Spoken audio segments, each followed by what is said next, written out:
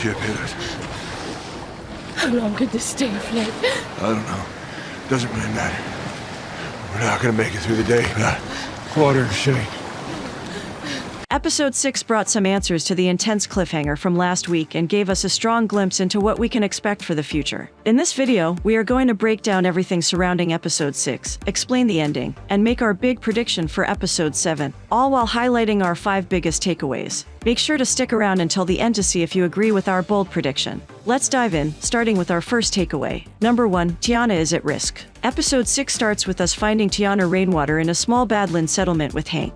Hank tells Tiana that they have to choose a boy's name for her, and gives her his son's clothes to wear. He then burns her clothes from the school to remove the evidence. This shows us their plan for helping Tiana in getting away with her escape and avoiding getting caught by agents. As Hank tries to burn everything that Tiana had from the school, she hands him the Bible. However, Hank recounts that he too used to be in a Native American school. He tells Tiana that they were read Bible verses about the way God has punished people on earth. Hank expresses his fear of burning the Bible because God might, quote, turn us into salt. Tiana suggests burying the books instead of burning them and does so by the creek.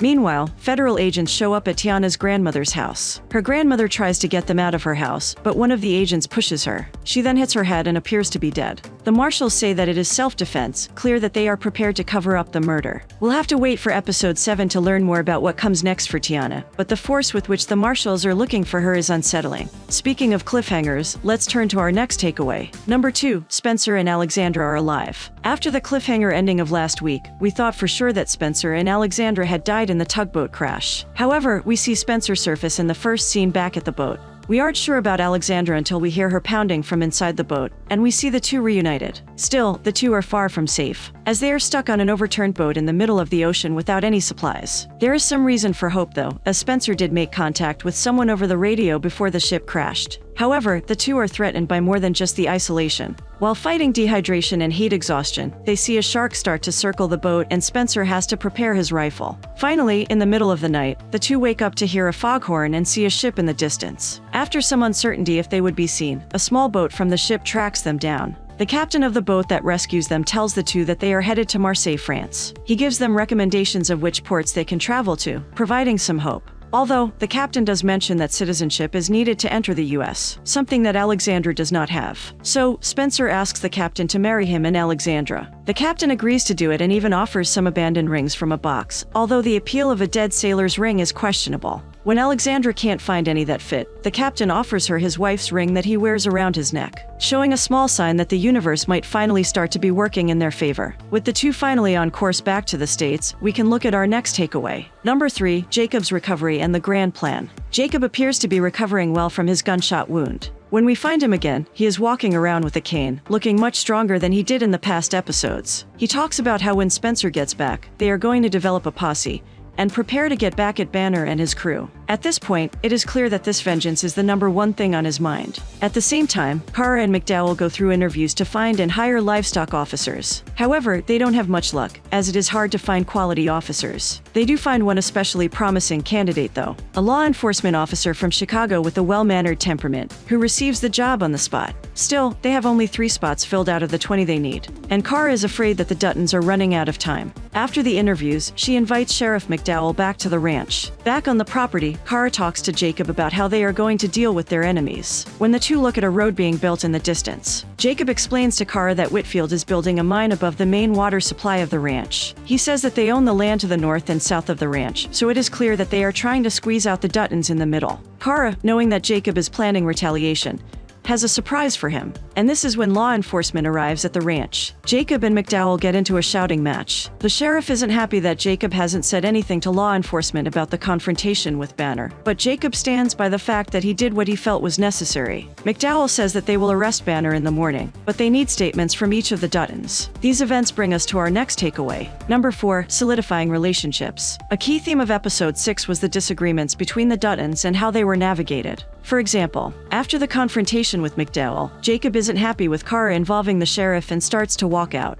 However, Kara unloads on him, telling Jacob that he has no more right to vengeance than her after all that she had to go through following the attack. telling him that his ego is getting the better of him if he only wants revenge. Despite not being fully recovered, Jacob still saddles up his horse and rides off. But when he comes back, he is much calmer. He admits to Kara that he knows she saved his life. He confides that he is not just worried about vengeance, but preservation. Jacob provides the examples of New York and Boston, explaining how the natural land has been ruined. And he says that he doesn't want the same thing to happen to their land, and he is going to kill to protect it. He says he does it for the future children he won't meet, for the land, and for Kara. He even takes a moment to thank Kara for the suffering that she's put herself through to protect them, and he says that it is time for them to suffer instead. This moment gives Kara a better understanding of Jacob's mindset, and his words seem to resonate with her. This seems to alleviate the tension between them. Meanwhile, back on the ship, Spencer takes Alexandra out to the bow of the ship. While looking at the lights of Egypt, he tells her that there is no electricity or plumbing in Montana, to her unpleasant surprise. And we wonder if this will be a conflict for them in the future. Regardless, during their conversation, Alexandra asks Spencer about his dreams. He confesses that he feels that the universe was telling him it was wrong for him to bring Alexandra away from her home. But he says his dream is that the universe is wrong.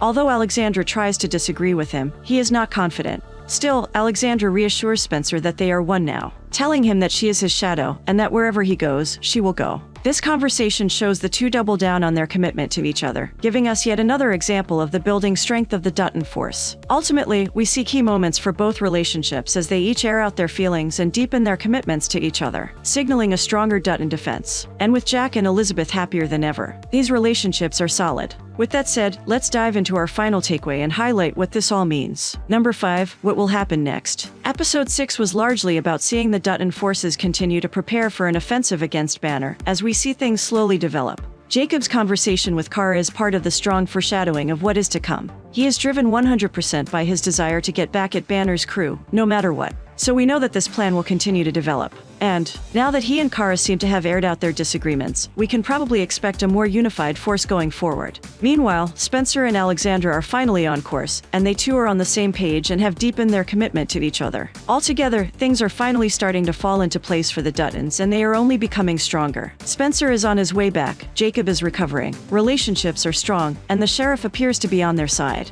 With this solid core, it will only be easier to build a strong force around them. Still, with the mine quickly growing close to home, there might not be much time left for the Duttons before a confrontation is necessary. So, we can expect that we aren't too much farther away from a big altercation between the Duttons and Banner's crew. We assume that Episode 7 will involve the Duttons putting more of the pieces together for their offensive. But the tension keeps building, and the action can't be far away. Still, we will have to wait for the next episode to know what happens next. Episode 7 will be back with more answers next week on February 19th. So there you have it, a full breakdown of Episode 6 of 1923. What do you think will happen in the build-up to the big altercation? Do you think the Duttons are strong enough to prepare for their revenge? Let us know your thoughts in the comments. Make sure to subscribe so that you don't miss any analysis around 1923 or any of the other hottest shows in the world of TV and movies right now. Thanks for watching. We will see you in the next video.